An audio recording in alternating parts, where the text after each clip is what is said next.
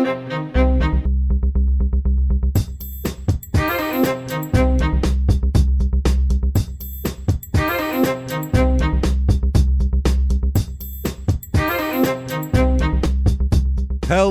everybody, and welcome back to Small Town Murder Express. Yay and choo-choo! Oh, yay indeed, Jimmy. Yay indeed. My name is James Petrogallo. I'm here with my co-host. I'm Jimmy Wisman. Thank you, folks, so much for joining us today on another crazy, insane edition of Small Town Murder Express. All aboard the murder train, pulling away from the station. Mm-hmm. Let's do this. 10 pounds of murder in a 2-pound bag. This is a wild episode as usual. Yeah. Head over to shutupandgivememurder.com. Get your tickets for live shows. Yeah. Philly, D.C., Seattle for sure, and a couple left in San Diego, I believe, because we'd released some holds. So get in there. They might be gone by now. Shutupandgivememurder.com is where you get that. Patreon.com/crimeinsports is where you get all the bonus materials. Anybody $5 a month or above, you're going to get a gigantic back catalog of hundreds of bonus episodes. New ones every other week. One Crime in Sports, one Small Town Murder, and you get them all, baby. You get all of them. Yeah. So this week, what you're going to get for Crime in Sports, we're going to do that Jeff Alm episode, football player with a crazy ending that we couldn't get to because Jimmy was sick last time. And then for Small Town Murder, we're going to talk about the poop cruise. Yeah. By popular poop cruise demand, because people have been requesting it. We're going to get into the Titan submersible a little bit, too, while we're out in the water. So we'll do that. And in addition to all of that you get for $5 a month, you also now get all three of our shows ad-free if you subscribe through Patreon. So Crime and Sports, Your Stupid Opinions, and, of course, Small Town Murder and Express, all ad-free. So do that. Patreon.com/crimeinsports, and you get a shout-out at the end of the show. Absolutely. Yeah. It's all we could possibly give you. Mm-hmm. That's it. Other than coming to your house, cleaning your gutters, this is all we have. So, I got everything. So do that. That said, I think it's time to get into this, everybody. Okay. What do you say? Let's all sit back. Let's all clear the lungs, arms to the sky. Let's all shout. Shut up and give me murder. Let's do this, everybody. Okay. Let's go on a trip, shall we? All right, let's go. We are going to Michigan this week. Yeah. Here we go, heading up there. We'll be in Grand Rapids in September, too. So we'll be in Michigan. This is in Coldwater, Michigan. Coldwater, one word. Yeah. And this is very, very southern Michigan. Kind of down there. Central, south. The county borders the, Michigan border. So all the way south. It's about 2 hours to Detroit, about 2.5 hours to Chicago, and about 4 hours to Arcadia, Michigan. Our last Michigan episode 575, The Lady in the Water, which was the guy at the lake. Dickhead. And he said, she must have fell off. She must have fell off the porch and then bounced 8 times and then went in it was a crazy episode. This is in Branch County. Population of this town, 13,764. Yeah. So not a huge place, and there's some smaller towns around it. Median household income here, much lower than the national average. National average is about $69,000. Here it is $45,021. So pretty low. And median home cost also pretty low, $178,700, which is about half the rest of the country. So not too shabby.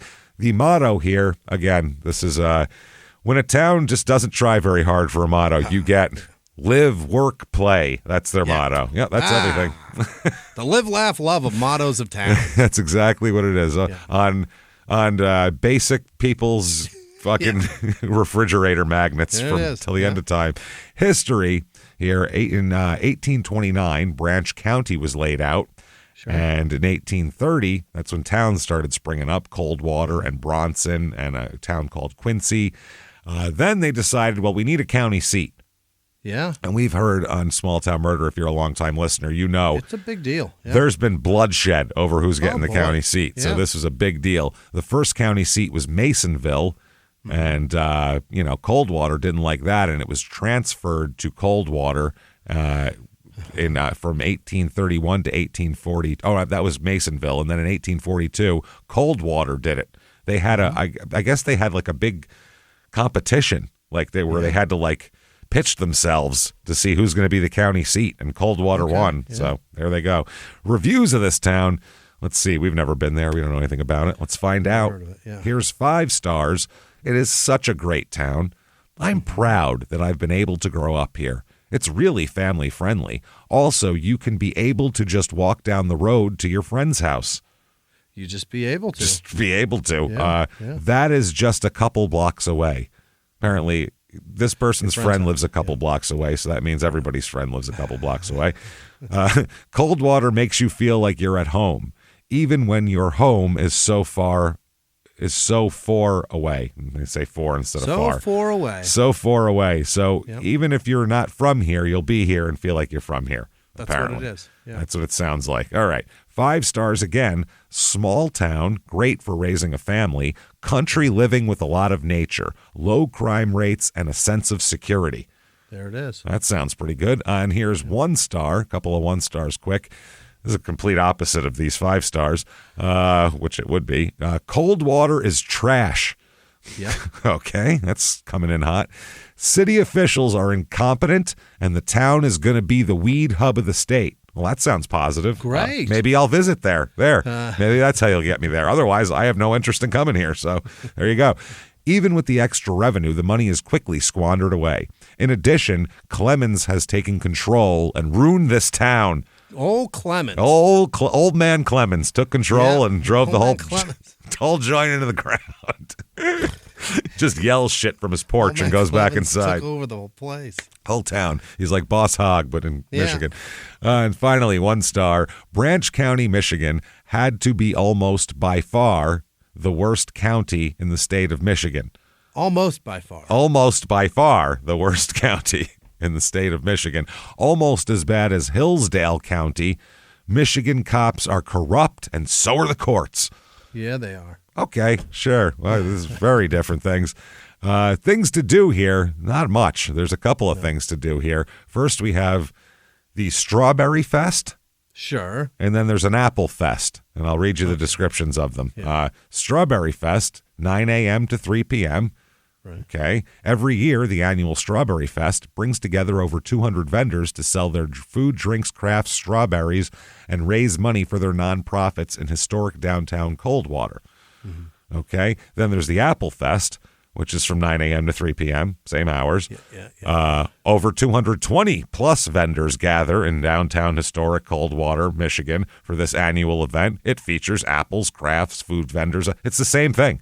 Is it the same day? It's no. They're like 3 months apart, but it's the exact same description. They just go replace strawberry with apple. There you go. Right. Okay. And they also have entertainment under the stars, which I suppose this is like a free summer concert series in Heritage Park here. It says, be sure to bring your own lawn chair, unless you want to sit on the grass and get the wet ass from the dew. So who will be performing here, you may ask? Well, I'm begging. Yeah. Joe Bregg will be there, Bregg. He's going to have to mark it a little better. Never heard of him. The Delbert Walling Group. Jesus. It sounds like a financial advisor group. Yeah. Like contact the Delbert Walling Group, and we'll get you into the best fucking IRA possible. For all Roth and 401k concerns. Oh man, Van Dyke Review. Cool. There you go, Dick Van Dyke. They're just going to sing all the Mary Poppins songs over and over again. Scotty Butters. Yeah, I'll bet he's good. That sounds like a drug dealer's nickname. I need some Coke, dude. You got Scotty Butters' number? Yeah, I got it, dude. It's all right. You got a voice like a biscuit. Scotty Butters. Latitude. I don't know what the hell they do. Yeah. Longitude is not playing this night. Yeah, they're not playing this night, unfortunately. And then finally, Island Vibe will be there. Oh, okay. That's what I want in Island Michigan. Music. Yeah. Island music. That's the vibe I'm getting from a small town in Michigan.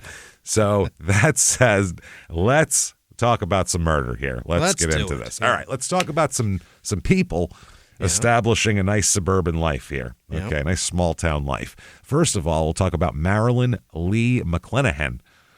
McClenahan, not McClenahan. McClenahan. Okay. She's born January 24th, 1941. And she's born in Detroit. She grew up in Detroit, not in this area, so a couple hours away. Her dad's name is a cool name, Dallas Arnold McClenahan. Old Dallas. Yeah. And think about that. He was born in like 1910, and his name's Dallas. That's pretty cool. I got an uncle named Dallas, and he's a fucking badass from what I'm told. I never met him, but I'll bet he's a hillbilly. What did the coach say? On it. What did the coach say in Teen Wolf? Never play cards with a guy whose first has the first name of a city. The city? I believe that's what he's told Michael J. Fox. That's very good. Yeah. It's a really good advice, I think, to give. Guy named Vegas, guy named Dallas. You don't want that. Even Reno. You don't play cards with a guy named Reno. Forget about it. Out of your mind. Cards with a guy named Tallahassee. Absolutely not. Pensacola is a badass fucking poker player. And her mom's name was Betty. So Dallas and Betty. Yeah. And she was born in Detroit. And this is in the 40s and 50s. Detroit was a booming city. Industry just pumping after World War II, during World War II, and after, and then the auto industry. And I mean, you could have a decent job and a nice house and a couple of cars and all this stuff working in a factory. That back then it was a totally different time here. So and her father, did all of that. Her father did. I don't think he was in World War II. I think he was in the factories doing something. Got it. That had to do with munitions or some shit like that. Sure. But she's Marilyn's a very kind and really understanding person. She has an ability to make people feel comfortable. Everybody likes her. She's that kind of person. She doesn't put people on edge or anything like that. She graduated from Edsel Ford High School. Oh, my God. They were so proud that these cars were being built there. Everything's named after them. It was probably 1959, like before they discontinued the Edsel, so that was considered... I think the Edsel stopped in the 40s, right? No, I think it was like 61 or something. They stopped there, 60 or some shit. Or might have been 59, honestly. It was the late 50s, because wasn't that part of the whole It's those big, thing? Bulky cars, too, that they were just... It's a famous piece of shit. The Edsel. Is that the one you could buy from Sears Roebuck? Yeah, they stopped in 59. 50. Look at that. The 60 model was the last one. I just got two 59s today, correct? Yeah. Is that crazy or what? Yeah. That's something Guessed for a before dude's we were age, talking. and now, they stopped in 59. Yeah, that's crazy. They launched in 57. Yeah, it was a famous lemon. That's the thing. It was only made for 2 years, that piece of shit. Wow. It's a world famous piece of shit. Wow. So she got a bachelor's degree from Michigan State University, got a master's degree from Wayne State University. Wow. So Marilyn is doing some education, and she wants to work with kids in some way. That's how she wants to do this. So with all this education, she chooses to become a high school guidance counselor. Okay. Yeah. Now, I don't know if in the 60s the guidance counselor was a different kind of job. It's a lot of money for $12,000 a year. I was going to say, back then, it's a lot of time invested. You're probably making $7,000 a year in the 60s back then. Because now you probably make $42,000 a year being a goddamn guidance counselor or some shit. So, I'll bet that's generous. So depending on the state. So, she must really want to do this. And I don't know if guidance counselor was a more important position back in the day, too. Because when we were in high school, a guidance counselor's a goddamn joke. You're not going to ask them anything. You only went there if you needed to change a class or something. That was it. There was no what should I do with my life?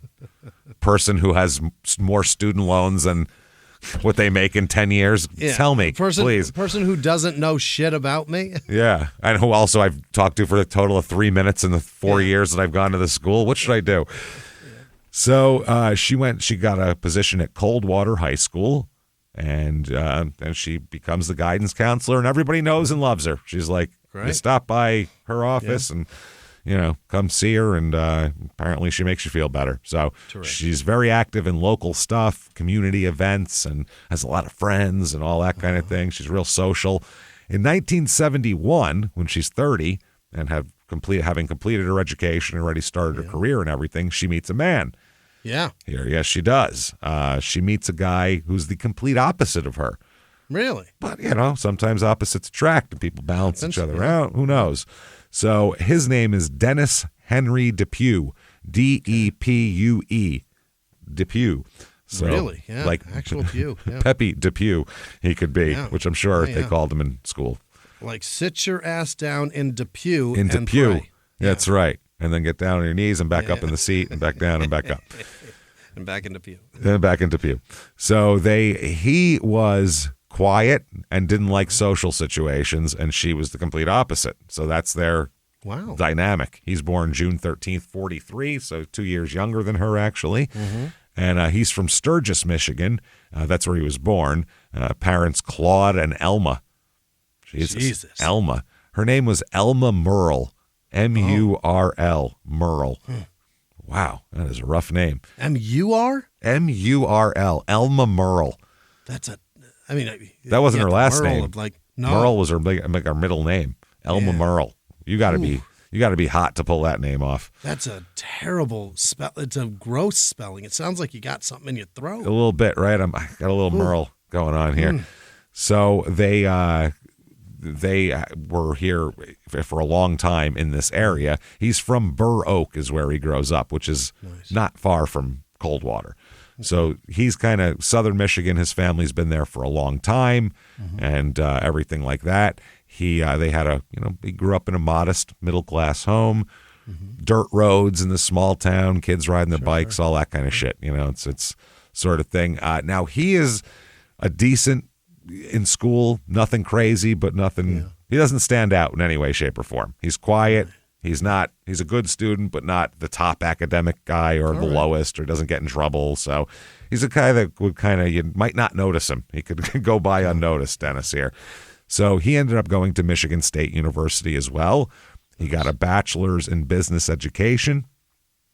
He's a big fan of Michigan State sports as well. Yeah. So, that's something they had in common. They went to the same school. That helps. Yeah. And, that sort of thing. So Dennis tries teaching. This is before he meets Marilyn. He tried teaching. He's got a business education, but he tries teaching business. That's what he does here. So he goes to Portland, Oregon and Los Angeles and teaches both places and doesn't really like it. He likes a small town. He's a small town Midwestern guy. Yeah. L.A. is neither of those things. I mean, if that's what you're real into, you're going to not like. You're not going to like L.A. at all. So he wants to do that. He goes back to Michigan and finds work in the Michigan's Department of Treasury as a property tax specialist. Great. That sounds boring. Yeah, that sounds soul-crushingly boring. Yeah. So it's, decent work, benefits, and kids can go to the doctor when they need to and shit like that. Sure. So that's some adult shit if he wants to have a family someday. So he's very detail-oriented and very suited to this sort of work, basically. Real kind of tedious, boring shit. He's good at that. So, he's in Coldwater, and that's where he's living and working. So this is not too far from where he grew up. And he still goes to church in his small town that he grew up in and stuff like that. But people look at him as, around here as he's doing real well. Graduated from college. He got a nice, steady government job. Yeah. He's doing fine. He's got a lot of problems with he never really, before Marilyn, he never really has a good relationship. No? He's kind of controlling. Oh. And not really good, with the back and forth either. So it's tough, but Marilyn fell for him. She likes it. They get married within a couple of years within I think a year and a half of starting to go out. As attention. Yeah, she liked him, and she just, whatever it was, she liked him. I think she liked the fact that, I think she is a very stable, established person and was looking for someone with similar. Yeah. You know what I mean? He's never been married before, doesn't have any kids or anything like that, so, hey, why not? They seem to match up. So they had a big wedding and everything like that. All of their, friends and business associates and people from the school and everything were there. They bought a nice house as well. Little nice quiet neighborhood with trees and real nice. They're both, doing their jobs. Everything is wonderful. They have 3 kids. Yeah. It is just, John Cougar Mellencamp song all laid out before us here. They have Jennifer, in 1974. They have Julie in 1976, and then they have Scott in about 1982. Okay. So 3 kids. And then, Yep, 2 girls and a boy. Everything looks terrific here, except for the fact that Dennis is always a little weird. He's just a little off. Yeah. And I don't know if it's because Marilyn is so kind of not weird, and she's very outgoing that next to her, he looks weirder. I'm not sure if that's how it works, but he's a little strange. Friends said that Dennis could kind of be a little bit possessive of Marilyn when it comes to her doing a lot of shit. Okay. Which, if you're an introvert and you're going out with an extrovert or married to an extrovert, you have to kind of accommodate for that they're going to want to do their thing. Same way the extrovert can't be mad at you if you'd like rather sit home tonight or whatever. Sure. So got to kind of make some sort of accommodations for that. Yeah. Find the middle. Yeah. Yeah, he would make, he'd say sometimes that she's spending too much time at work or too much time. Why do you have to go out with your friends from work? You just work with them all week and all that. Right. I understand that. I can never understand why people want to do that. To me, that's the craziest thing that humans do. Hanging out with coworkers? Work all week with people, and then Friday be like, hey, everybody, it's Friday, happy hour. I'll go, what are you talking about? I've just spent hours when I get the fuck home. 40 hours with you people. I have people that I've chosen to spend time with. That's my family, my spouse, things like that. I married them. I just work with you. That is really, really take an inch taking a mile to think that because we sit in a cubicle next to each other, I also want to see you on my off hours is nuts. There's only one guy in my entire life that I was a coworker of, like apart from comedy. Yeah, comedy doesn't count. Where I had to, we were coworkers. Right, that's a coworker. But we're jerking off, telling dick jokes and giggling. Yeah, that's a totally different thing. But there was only one dude in my entire life that I actually enjoy.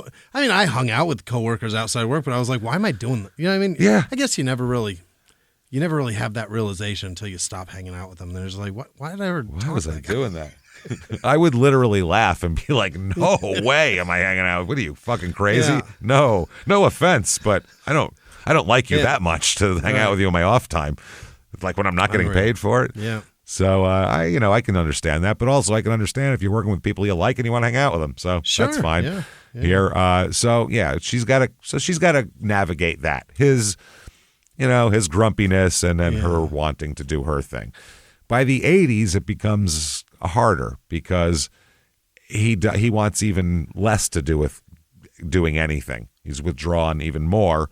He just wants to be at home. Yeah, and that's it. And it starts to affect Marilyn to the point where people at school start to notice that there was she seemed distracted. She would seem tired, just kind of not her usual engaged, chipper self, really. So people would ask, is everything cool? And she would go, oh, yeah, no, it's okay. I'm fine. But they could tell something was up here. And, the kids are getting older and stuff's happening like that. He really, really, over time, gets angrier and angrier at the time that she spends outside of the house, though. He really, really gets annoyed. And then he starts accusing her of things. Oh? Not of like, you're out cheating on me, which... He started telling everybody, her especially, and the kids, that she was turning the children against him. Yeah. Which she wasn't turning anybody against anybody. He was just... By spending time with them, and he's not? What is she I don't know. Just it's basically the kids are turning into teenagers, especially the girls. Yeah. And let's see, Jimmy, you have a teenage girl. Oh, my God. She's so against me. Drop a tude going on there, right? Yeah. So all of you have turned her against me. That's exactly where I was going with that. The whole world has turned her against me. You have two teenage girls, and you're like, you've turned them against me. It's like, no, nature hormones have turned them against you. They hate both of us and everything because they're teenagers, and that's life. They're just mad, man. Yeah. Wait till they're about sophomores in college. You'll get along great. You know what I'm saying? But until then, you're going to have some troubles. But he took that as because the kids have an attitude, it must be her making them that way against me, which is ridiculous. And she would try to be like, no, and tell the girls, be extra nice to your dad and all kinds of shit like that, which that's exhausting for her to have to do that. That's exhausting. So after a while, just to not hear his shit, she started not engaging in social activities quite as much, and she was just tired of it. She didn't want to argue anymore. So certain things that she would big community events that she knows would piss Dennis off, she would just say forget it, not go. So, and the kids notice that too. The kids are noticing mom's not the same cheerful, outgoing mom. She's starting to be a little bit more like, it sounds like basically do you remember like Sissy Spacek in Blast from the Past? Yeah. She's like running around like, oh, I'll fix that. Oh, I'll do that. That's what she seems like she is. Like she's running around trying, oh, I'll make everybody happy. It's okay. I'll do this. I'll keep all the plates spinning. Oh, boy. So, the kids noticed that too. And everybody kind of started to the first thing everybody want to know is what mood is dad in today. You know Right. what I mean? Like Yeah.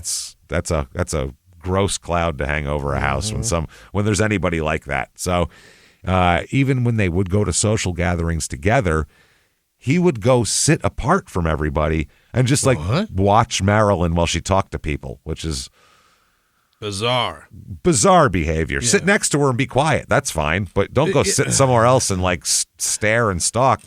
Might as well go outside looking through the window, just putting his hand around his eyes, just creeping on her. So by 1988, she basically starts telling her friends that, my marriage is kind of shitty now. And, he's starting to be, Dennis is more controlling and he's demanding and he doesn't want me to do things I want to do. And, just wants to have control over everything, even like when she was allowed to work late, when she could go out with friends. It was an argument all the time. So she was really trying to pick and choose her battles here. Right. So, and then also, again, through all of this, he continued to say that she was poisoning the kids against him. You're turning them against me. You're making them mean to me, which is hilarious. Nature did that, not her.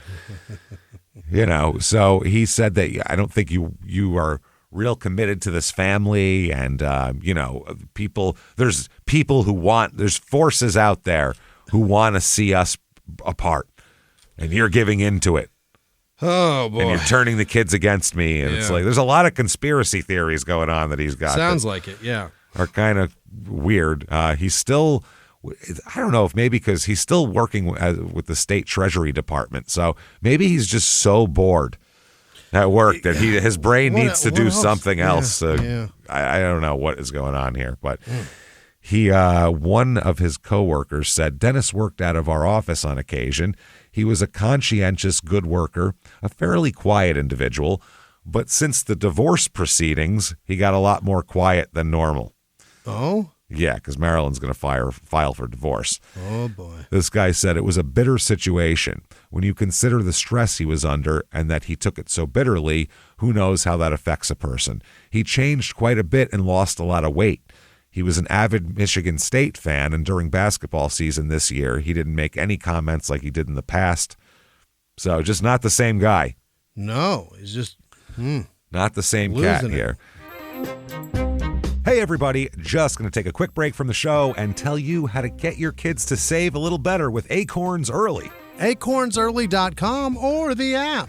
It's such a cool thing because remember being a kid when you're saving up for something? You remember that? I remember saving for Sega Genesis, and I was saving, and I couldn't get there, and I wasn't good at it. You know what I mean? Yeah. So let's teach our kids to be better at it than we were, and maybe they can get the equivalent of whatever the Sega is at that point in time. Acorns Early makes it easy to teach kids healthy money habits that's going to stick with them for life. You have to get them started, and then it becomes a habit, and it really will go on forever. So with Acorns Early, your kids don't have to learn their money lessons the hard way like a lot of us did here. So if you want to teach them about money, you don't have to go at it alone. Acorns Early helps kids learn the smart way to earn, save, and spend. I mean, they don't teach us that in school. No. They don't teach you how to do that sort of thing. You got to teach your kids yourself, and that's why we're doing this. Teaching our kids, giving them a head start with some money skills with Acorns Early. It is the smart debit card and money app that grows kids' money skills as they grow up. You start with the in-app chores tracker and teach your kids the value of $1. Then let your kids set their own savings goals, and they can start building healthy habits that can build toward that. They can spend what they've earned with their own customizable debit card, giving them a little sense of independence too, and responsibility. It's good for them. Plus, with Acorns Early's spending limits and real-time spending notifications, as a parent, you can stay in control of it, though. Oh, yeah. We're getting our kids started on this, and I think you should, too. It's good for them.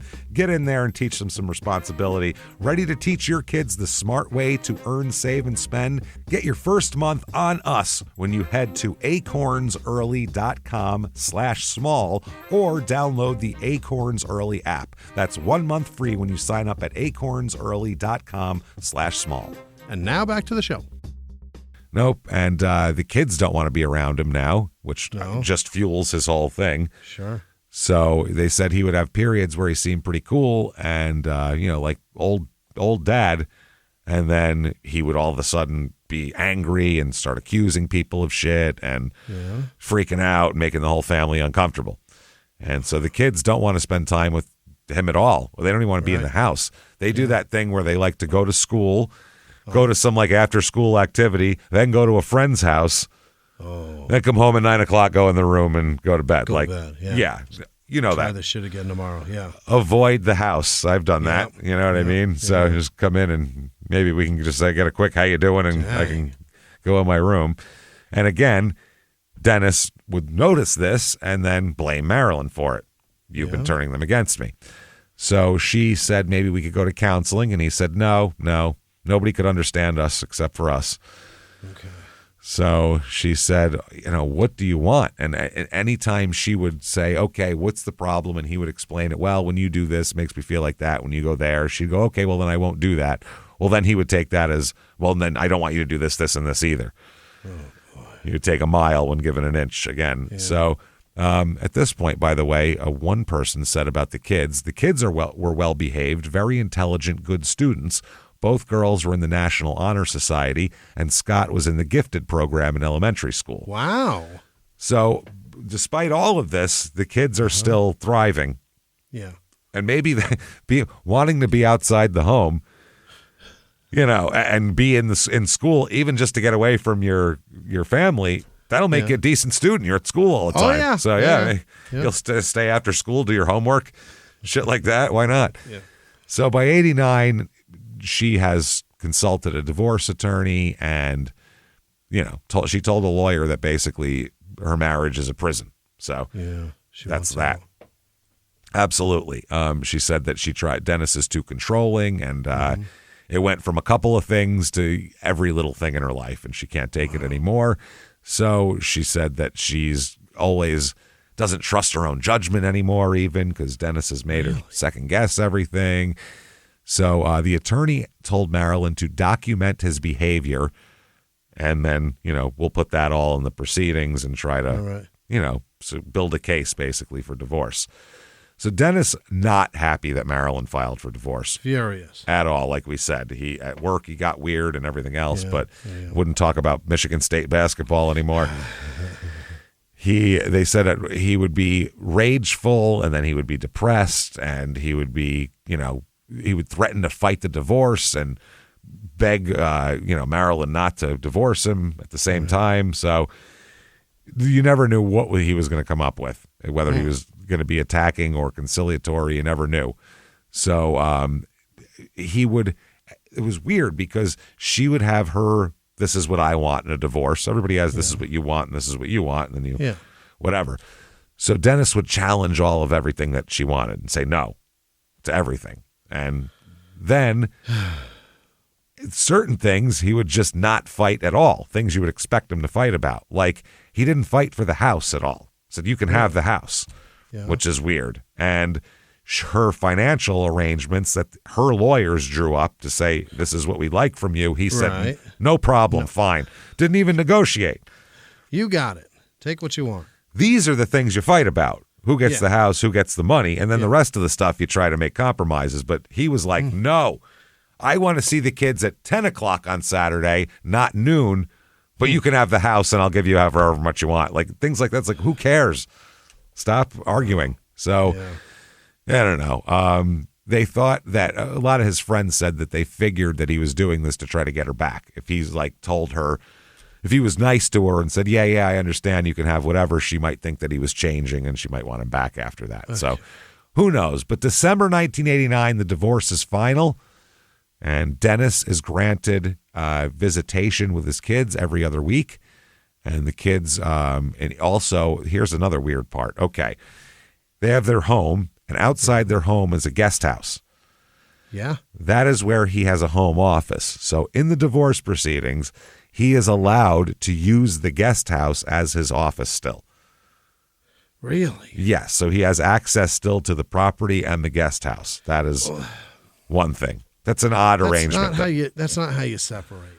No, that's really fucking weird and confusing for the kids, I would imagine, too. Real confusing. So it's odd. But the strange thing is, through all this, their middle daughter said that she never saw her parents fight. Really? They never fought. That's the weird through because all of he this. doesn't fight. He's just like a chill guy. They would just not speak to each other for days at a time. That's what they do. Yeah. Not fight, but not Very just healthy. Yeah. very healthy. Very good way to resolve conflict, that is. So anyway, he is allowed, like we said, he wanted 5. He said that, I guess he's allowed to see the kids, more than once a week, not every other week.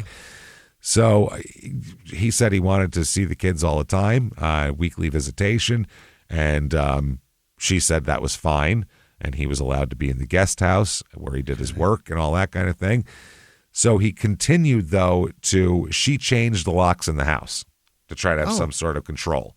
Yeah. But he would find ways to get in when no one was home anyway. Right. Because it was his house. He knows how to break. Everyone knows how to break into their own house. Yeah.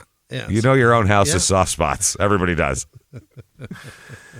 So she would return and see like things moved around. Her papers got like rifled through. Oh boy.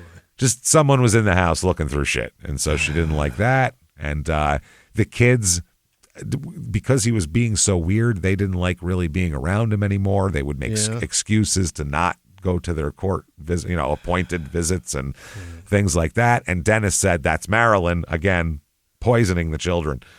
Poisoning the love well is what they're doing. So the kids not wanting to see their dad became a problem, obviously, and they would fight over that. Nobody wanted to go, basically. And for the teenage kids, one is 16.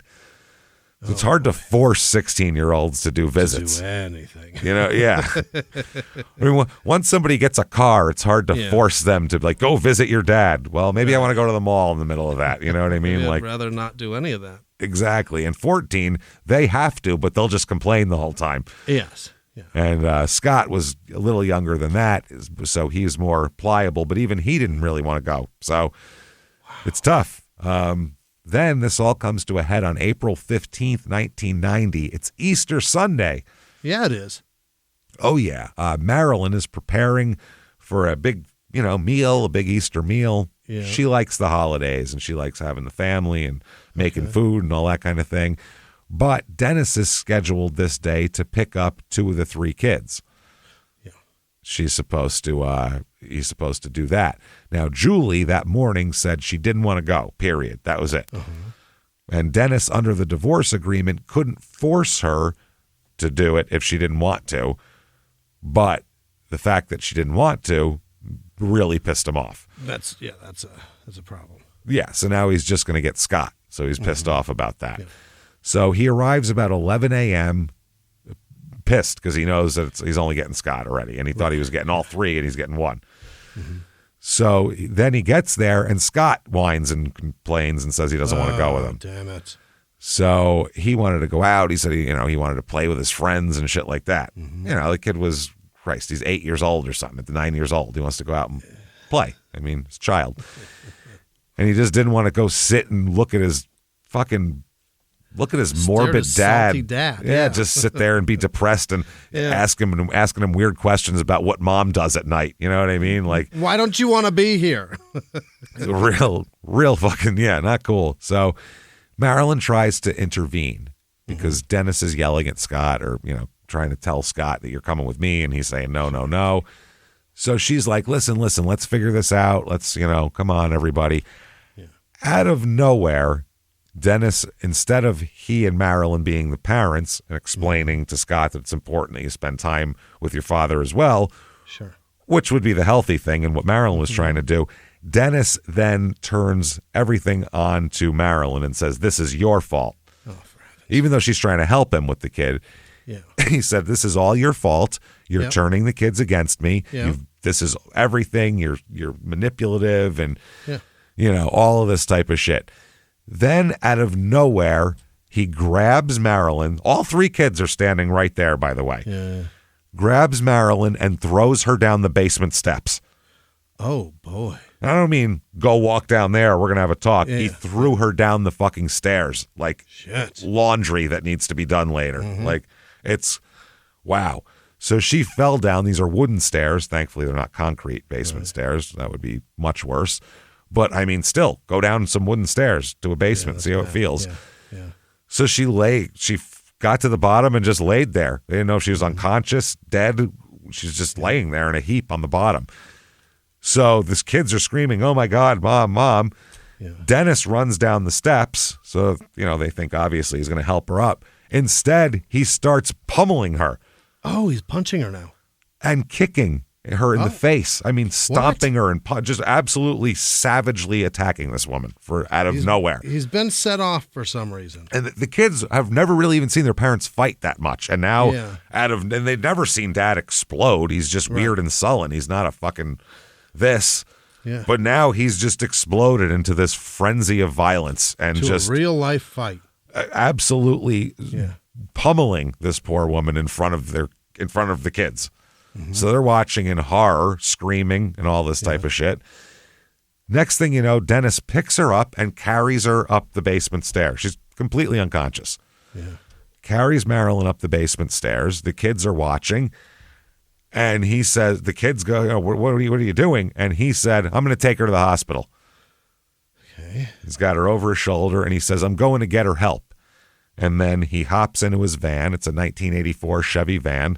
Yep. I don't know why this week is full of vans, but it is. Love vans, yeah. And he said, I'll be back soon. Uh-huh. Okay? So the kids were like, holy shit, this is fucking crazy. They watch. Dennis puts Marilyn in the passenger seat of the van. They pull out. They're like, shit. So they all sit around the phone because he said, I'll call you from the hospital, let you know how she's doing. Sure. And he went from this rage to just super calm. I'm going to take her to the hospital now. Like, got it all out of his system. He's like, well, all right, let's clean this mess up. So the children are watching as they drive away, and it's fucking crazy. So while all this is going on, Jennifer, the oldest, had, as soon as he threw Marilyn down the stairs, she ran to a neighbor's house to call the cops. Smart. So she comes back to her dad driving away and the other two kids just standing there in shock, essentially. So she's like, holy shit. Now, enter Ray and Marie Thornton. Mm-hmm. Okay. Ray and Marie, they've been married, and they have every Sunday they do a specific thing. They take a drive through the countryside around Coldwater, and because they like to look at the landscape and things like that. And this is their time that they spend talking and just being with each other. No one else. Right. You're in a car, so no one else is around. You get some private time. So they were driving south on Snow Prairie Road, and they were playing a little game. They looked at license plates of passing cars to try to make words or phrases out of the letters. That's their game. That's what you do. Yep. It's like little kids sitting in the backwards-facing seats of a station wagon in 1973 or something. 100%. So just fun, and that's what they like to do, have a little fun. So they see a green Chevy van coming toward them. Yeah. Okay. He said he saw it in the rearview mirror, and Ray said he saw it in the rear view. It was driving aggressively and very fast. Yeah. So Ray tried to speed up, but the van passed them anyway, and basically passed them in a way that kind of forced them partially off the road. Yeah. A real aggressive pass. That's swerved in before he passed him. Yeah, not Sunday afternoon driving behavior. Right. Where are you going? So as the van went past, Marie saw the license plate. It started with GZ, were the two letters. So she said, geez, he's in a hurry. That's the sentence they made out of it. So they laughed. Haha, that guy's a jerk off, and they kept driving. That's all. So they're just driving. A few minutes later, for some reason, they approach, there's an abandoned schoolhouse. Yeah. Okay, terrifying place here. That's where they're driving. And the schoolhouse, by the way, it's a big brick building built in 1908 that was just empty and abandoned in the middle of farm country. There's nothing else around. Creepy as fuck. Just horror movie setting for the ages is what it is. It even says like there's graffiti all over it because, kids come here and finger each other and smoke weed or do whatever the fuck they do. And when you come in, it says enter hell in graffiti. Hell yeah. Hell yeah. So, for kids, that's what they're going to do. Yep. So they go into here, driving in, and Marie, of the Ray and Marie Thornton, said behind the building, she saw a man carrying what appeared to be a white sheet stained with red. Okay. So that's what she did. Now, where the hell has Dennis gone? Where has Dennis gone? Well, he drove along Snow Prairie Road. Yeah. At a very high rate of speed, passing people. And at some point during this trip, he had put a .357 to the back of Marilyn's head and shot her and killed her. Whoa. Yes, in the van. In the car? In the van, he did this. So now we don't, we're not even positive whether he beat her to death and then shot her, or she started gurgling and he said, well, I better shoot her. But either way, .357 in the back of the head. Dang. So, yeah. Then he had to figure out, what do I do? Right. What do I do? So he chose, like we said, to drive along that road, and he wrapped her body in a sheet, and now he needed a place to hide it. So he said, hey, there's that abandoned schoolhouse out on Snow Prairie Road, about 12 miles outside of town. Welcome to hell. Welcome to enter hell. So real weird. It's surrounded by fields and woods. There's no neighbors. There's no traffic. This is a perfect place for this. So he parked his van behind the building and started trying to figure out how to dispose of things. So he brought the sheet to wrap the body, and he tried to stuff it into an animal hole. The sheet. Like a dent, yeah. But the hole wasn't big enough, so there's just a bloody sheet sticking out of the ground, which is extremely conspicuous. You really notice that, I would say. So he's like, shit, that's not great. So he all of a sudden grabs whatever he can and tries to start digging a deeper hole or do something. And that's when the Thorntons pulled up and saw him with a sheet. Yeah, and saw him with a sheet. And Marie, when she sees that, said, Ray, look at that. What do you think he's doing? Yeah. Gee, I don't know. Abandoned schoolhouse in the middle of nowhere, bloody sheet. It appears he's disposing of a body, honey. He's doing something that we're not going to watch him do. Let's go. Yeah. We're getting the fuck out of here. Yeah. Get in the car. So Ray slows down. They're in the car, and they see a man struggling with a bloody sheet near what looked like a hole in the ground. Yeah. They were like, what is happening right now? They couldn't figure it out. So they just kept driving and continued down the road, and they were talking about, what the fuck was that? What a weirdo. What's going on? Yeah. We don't know. We didn't know what to do. So then, after they're driving a while, Ray looks in the rearview mirror and notices the green van is behind them again. Oh, it's back. Yeah. It's back. It pulls up right behind them, like on their ass for several miles. They can't get rid of him. Yeah. He's on their ass. Now Ray could see the guy driving. It was a man wearing a white hat, and it said he was just staring intently at them. Real intense shit. So they were frightened, and Marie's asking her husband, why is he following us? And he's like, what the fuck do I know? I don't fucking know. So Ray decided to turn off the road onto a dirt path, saying, okay, if he's not following us, he's going to not turn down this path. Yeah. But the van pulled over to the side of the road and stopped. Okay. So I don't know if they expected them to do the same, if the van did. So Ray decides to turn around and go the other way because he wants to get a look at the license plate. Yeah. So he can report it to the police because he said this guy's been following him. So as they approached the van, they said the driver was crouched down beside the vehicle, changing the rear license plate. Oh. So they were like, what the fuck? And they said the passenger door of the van was wide open, and they can see the interior was covered in blood. All right. So they were like, holy shit. So they said, this is a wild decision for Ray and Marie.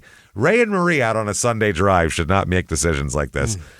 They said, well, we don't want to confront the guy. That would be dangerous. But let's go back to the schoolhouse and investigate. This is not a Scooby-Doo episode. Don't go back and see what's going on at the old abandoned schoolhouse. Yeah. Go to the cops and let them fucking do it. What are you doing? Get the fuck out of here. Yeah. Yeah, why would you do that? That's not your job. You're on a Sunday drive. Lunatics. This is crazy. So they got there and they found a bloody sheet partially stuffed into a hole in the ground behind the building. So they were like, shit, that's when they finally contacted the Michigan State Police here. They got descriptions of the van, the driver, and the location of the bloody evidence and all that kind of thing. So the cops show up at the schoolhouse, and they find exactly that, a bloody sheet partially stuffed into an animal hole behind the building. Yeah. But then they also found tire tracks that they made casts of and everything like that, took pictures of, and found pools of blood as well back there. Okay. All the murder accoutrement. You know, things that are surrounding a murder. So back at the house now, remember the kids back there, cops arrived to check on this family because Jennifer called the cops, and they find 3 kids sitting there saying, holy shit, my dad and my mom, we were talking and everything was fine. Next thing you know, he hurls her down the steps. He's savagely pummeling her with hands and feet. And then he carried her away and said, we're going to the hospital. So the cops called every hospital within 50 miles. Yeah. And they have no Marilyn Depew being admitted anywhere. Oh, boy. So they don't know anything about the schoolhouse or anything like that. Those are just separate and completely separate. All this is happening. So they're going to search for Dennis now. They're searching for a 1984 van with possibly a Michigan license plate of GZ0383. Tall white guy with dark hair they're looking for.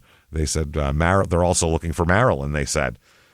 She could be out there. She's about 140 pounds, light brown or blonde hair as well. So then the next day, April 16th, there are highway workers near a deserted road in Bethel Township, which is about halfway between the family home and the schoolhouse where he was. And they find Marilyn's body off on just on the side of the road, on the side of a deserted road out there. Someone would kind of have to know the area to know where it is. She'd been shot once in the back of the head with a .357 and beaten and everything else. Beating, This is not great. So it's really, really fucking difficult here. One of her coworkers here said, I had hoped she was alive until I heard they found her body. Yeah, that's generally how it works. Once they find the body, you generally lose hope that they're alive. Her body. I still had hope. I mean, I still fingers crossed, you know what I mean? You never know, but it started to wane anyway. I was surprised to find out that anything violent happened. She was very brave because of the way she handled her job and her life. Now, Dennis, where the fuck is he? They don't know. They go to his house where he's living in Burr Oak, and he's not there. No. At all. He's gone. No sign of him anywhere. And so they go to his house. They search his house. And the Branch County Sheriff's Sergeant said there are a few things we've got to check out, but I don't think it will pan out to much, meaning they have some tips on where he is, but we don't think we're going to find him right now. They said, we came across new evidence yesterday in a couple different locations that hopefully is going to lead us to him. So the search, they're searching his parents' home because that's where he lives now. They said they didn't know where their son was. They hadn't heard from him. One of the investigators said, we learned that he was kind of a loner. Yeah. And this is, by the way, when they searched the house the day of Marilyn's funeral. So obviously there's warrants issued for his arrest, charging him with murder. So they'd love to have a chat with him here. So they're looking for Dennis, and they launch a full-blown effort all across Michigan and neighboring states, too, to try to find him. They don't know where he is. Okay. What he starts doing is some weird shit. Instead of doing anything, he starts sending letters to people. Oh. Yeah, all sorts of letters. Real weird letters, rambling letters, excuses for what he did. I've been wronged letters, no remorse, nothing. From where? From all over. The first letters began arriving about 2 weeks after the murder. Marilyn's colleagues at Coldwater High School got a letter from Dennis, postmarked from Virginia. So, yeah. He blamed the school staff for Marilyn's death. Yeah, they did it. They did it, yep. They made me shoot her. They said that they encouraged her to seek a divorce and had poisoned her mind against him. All your fault. He really is a victim. He's a real victim, this fucking guy. He sent a total of 17 letters to various friends, family members, and acquaintances. Got a lot to say. In one, he wrote, Marilyn had many, many opportunities to treat me fairly during the divorce, and she chose to string it out, trick me, lie to me, and when you lose your wife, children, and home, there's not much left. I was too old to start over. That's what he said. Woe is me. I can't do it again. Yeah, give me a fucking break. People start over. You can do it again. You're fine.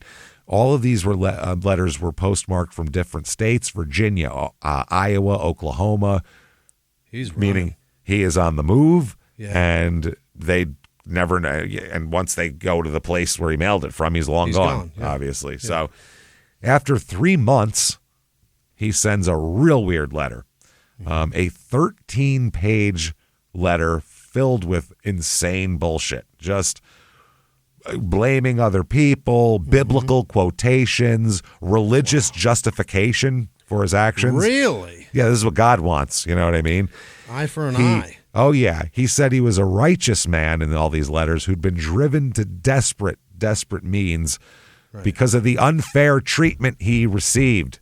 By a Judas of a woman. That backstabber, that fucking backstabber. So one he sent to the Battle Creek Inquirer, and it's an attempt to justify killing. He uses phrases like an eye for an eye.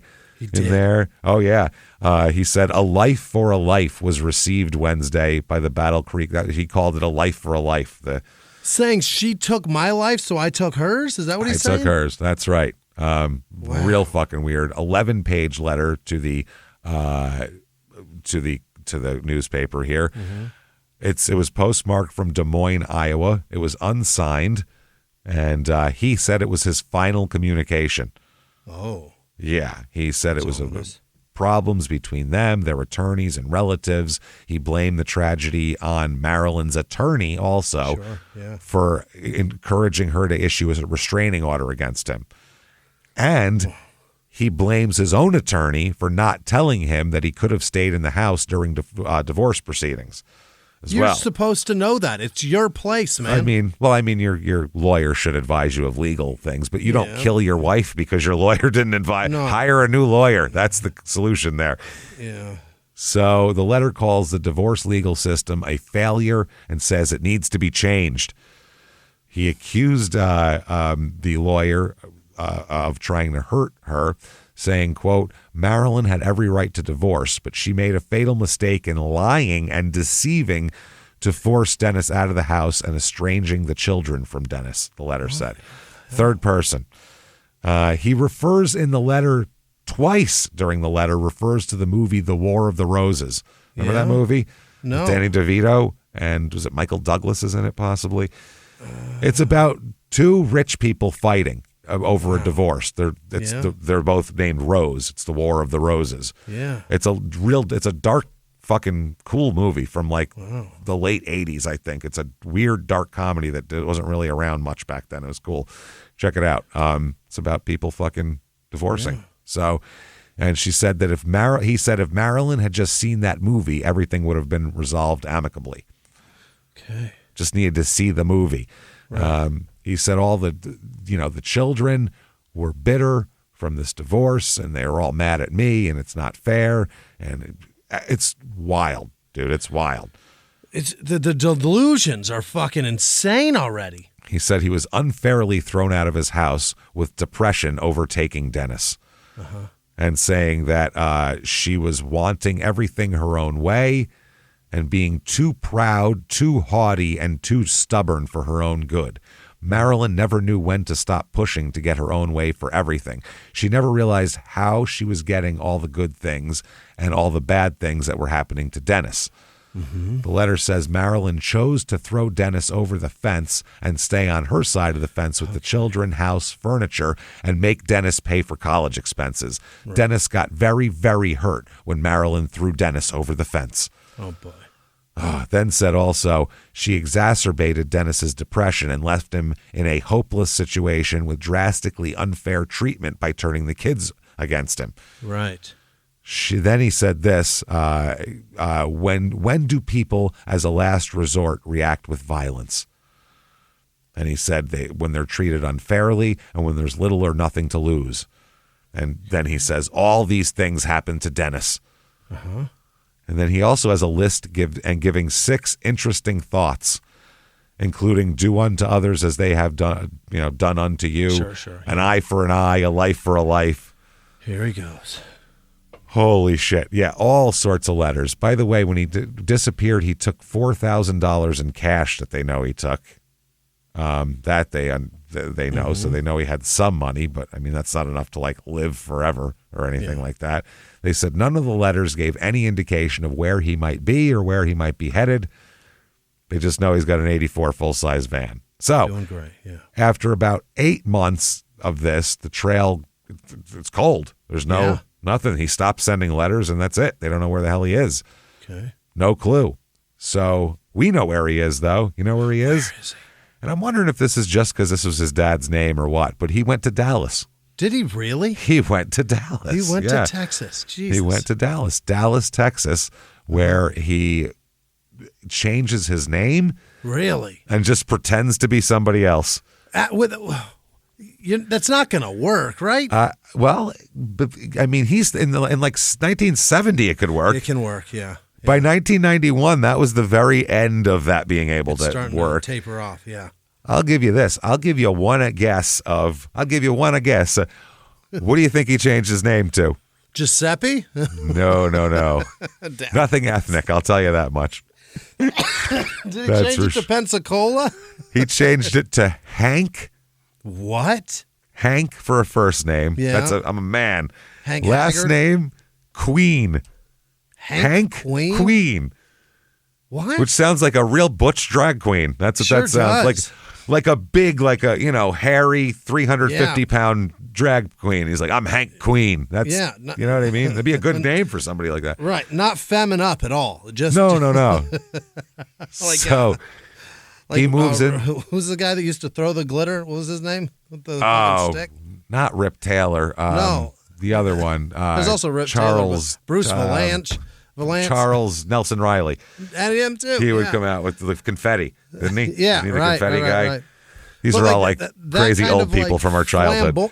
Just flamboyant and masculine flamboyant. It's Yeah. It's real That's confusing. Hank Queen. Somehow he gets ID and documents in the name of Hank Queen. Really? And he starts building a life. He meets Hank. Mary Blizzard. What? Hank Queen and Mary Blizzard. Get out of here. I shit you not. A couple made at Dairy Queen. It's the weirdest fucking thing in the world. It took my joke in a minute here. That's okay though. It worked there too. I was gonna say because they end up talking about getting married, and I'm like, where are they gonna have their wedding? Yeah, for sure. Bars for everyone. The Queen. Yeah, you know it, baby. Peanut buster parfaits all around. As far as the eye can see. They met at a Halloween party at a Dallas nightclub. Wow. They dated and they were fine. By Christmas, Dennis, who had been living in Mesquite, moves into her house in Grapevine. Yeah. He's a sports fan. He tells her that he had graduated from Michigan State, said he worked for a publishing company doing illustrations. You got to be able to draw to say that. Yeah. He always carried cash, but didn't leave the house much during the day. Okay. So anyway, she's into him. He's employed, reliable, and seems to be into her. So she's like, awesome. She wrote down his license plate number in the beginning of the relationship because she did that always as a safety measure. Brilliant, yeah. That's what women, now they just send their friend their location and they keep it tracked.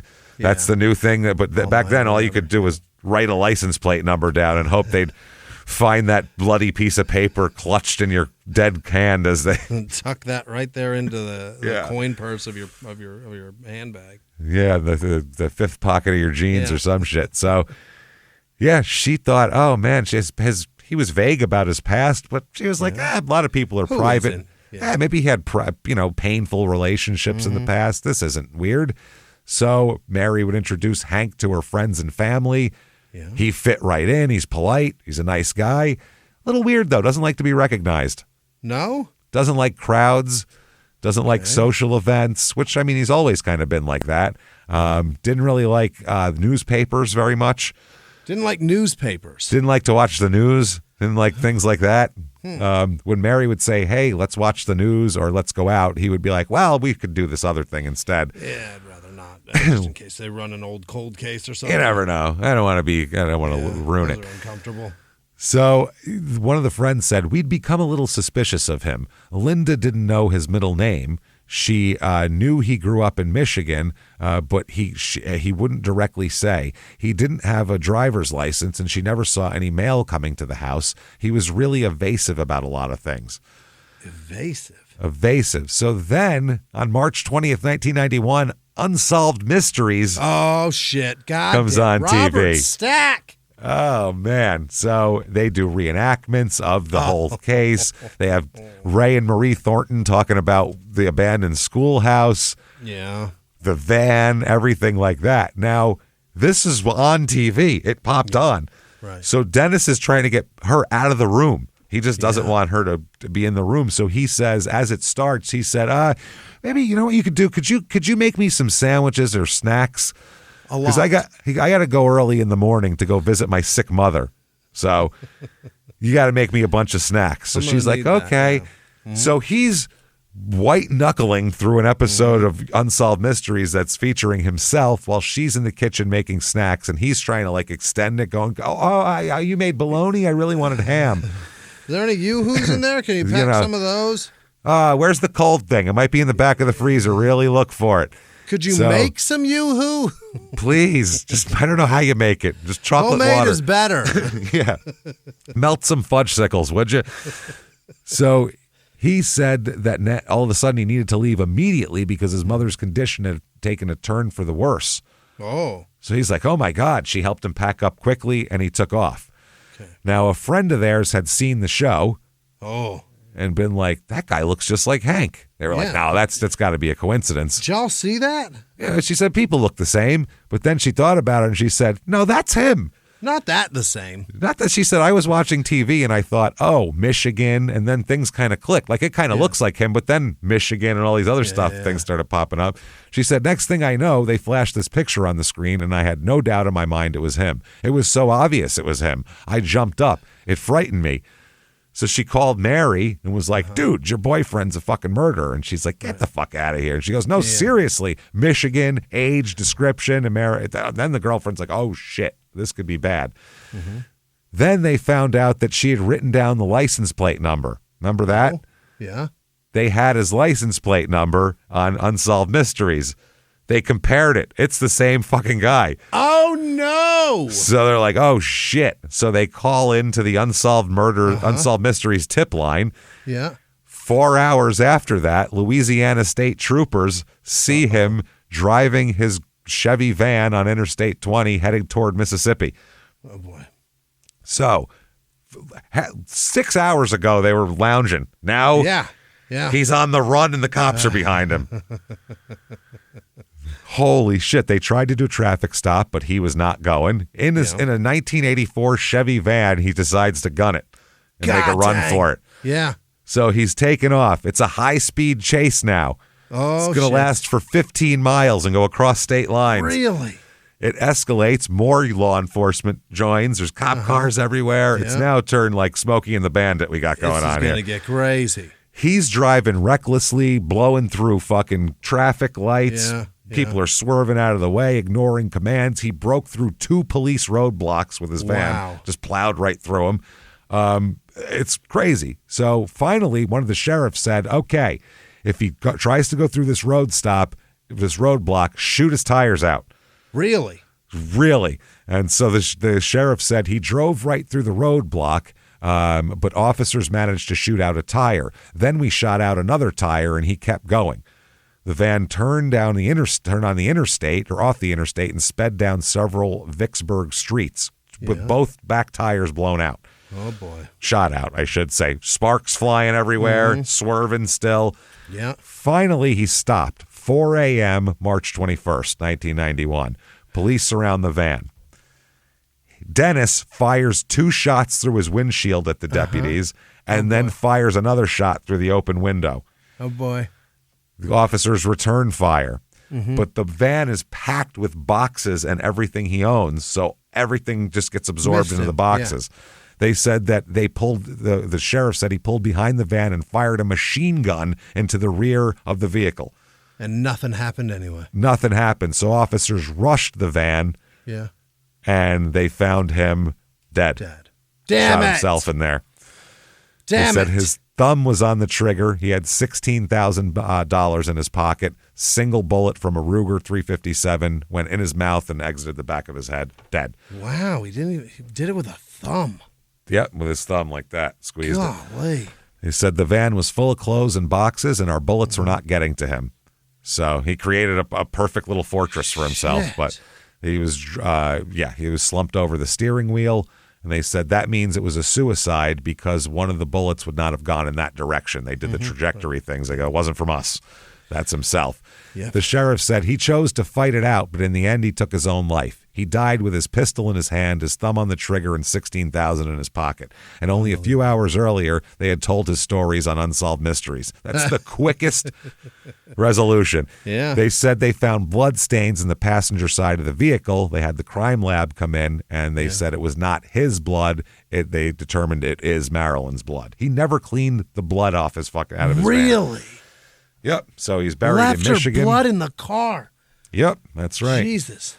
He was buried in LaGrange County, Indiana, and Marilyn was in Oakland County, in like Detroit area there. It's pretty crazy. Now, Julie, the middle daughter who was interviewed by Unsolved Mysteries, said she had been excited about the show, but said as it came to a close, the reality of it hit her, what it meant, that it was going to bring a lot of old wounds, that she was going to have to deal with her feelings about it. She became more hesitant and confused. Do I really want this to happen? Half of her wanted her father found, half didn't. She was scared that if he was found and there were a trial and he went to jail, she would have some obligation to visit him in prison. She didn't want to do that. Yeah. Now, Betty, Marilyn's mother, said, I was terribly upset. I couldn't sleep. I'd wake up through the night. Things would flash in my mind. I think he did a lot more to Marilyn before he shot her. Scott told me he had kicked her in the face and stomped on it. I still get an empty feeling in the pit of my stomach. I remember her coming in to see me when I was so sick. She was the kindest person there was to everybody. I'll never get over it. Now, very quickly, 2001, there's a movie called Jeepers Creepers. Remember this movie? Yeah. There's a scene completely based on this. Really? Yes. Apparently, they said they've never acknowledged a connection, but the opening scenes of the film is the exact thing that Ray and Marie Thornton said on Unsolved Mysteries. Two people driving home from college when an aggressive driver in a truck nearly runs them off the road, and later they witness the same driver dumping what appears to be a body wrapped in a bloody sheet behind an abandoned church. And that's how the whole thing starts. So there's some legacy to this too. So there you go, everybody. That is insane. Yeah. That's a crazy case. I mean, it ends in a chase and machine gun fire, for Christ's sake. It's crazy. So wild stuff there. What a day that is. What a day, Mark. What a day, Mark. That was crazy. Yeah, think about that. He was just eating dinner, kicking it in a recliner, and then by the end of that night, he's shot himself after a fucking multi-state chase. This is crazy. So, wow, we got to get to the end here. We're just about out of time here. But if you enjoy the show, get on whatever app you're on and give us 5 stars. It helps a ton. ShutUpAndGiveMeMurder.com is where you get your tickets for live shows. Couple left in San Diego, I think. Right. Otherwise, we have Seattle, D.C., Philly. Get those tickets right now. ShutUpAndGiveMeMurder.com. Patreon.com/CrimeInSports. Anybody $5 a month or above, you get a giant back catalog of episodes, hundreds of them, new ones every other week. One Crime and Sports, one Small Town Murder. This week, Crime and Sports, Jeff Alm, Small Town Murder, Poop Cruise. You get it all. And you also get all of our shows ad-free. Crime and Sports, Your Stupid Opinions, both Small Town Murders, ad-free with your Patreon subscription. So thank you so much for doing that. And you get a shout out at the end of the regular show. Keep coming back and seeing us. You want to follow us on social media, ShutUpAndGiveMeMurder.com. Drop down menus, take you where you want to go. Thank you so much, everybody. And until next week, it's been our pleasure. Bye.